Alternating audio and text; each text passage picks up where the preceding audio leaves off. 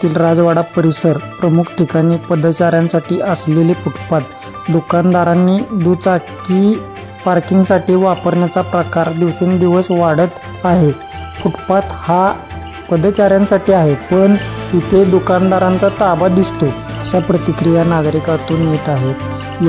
या प्रकाराकडे प्रशासनाकडून सातत्याने दुर्लक्ष होत असल्याची भावना व्यक्त होत आहे। यामुळे नागरिकांना थेट मुख्य रस्त्यावरून चालण्याची वेळ येत आहे, जे अत्यंत धोकादायक ठरते।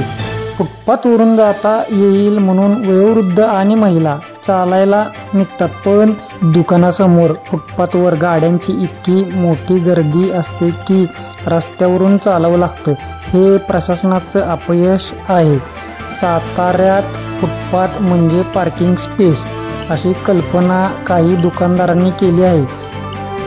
वाहतूक शाखेची क्रेन येताच दुकानदारांची मोठी पळताभुई झाल्याचं चित्र पाहायला मिळालं। यावर वेळेत नियंत्रण न आणल्यास नागरिकांच्या सुरक्षिततेचा मोठा प्रश्न उभा राहील। प्रशासनाने तातडीने कारवाई करणे गरजेचे आहे। वाहतूक शाखा आणि नगर परिषद कर्मचारी अधूनमधून मोहीम राबवतात, पण ती फार काळ टिकत नाही।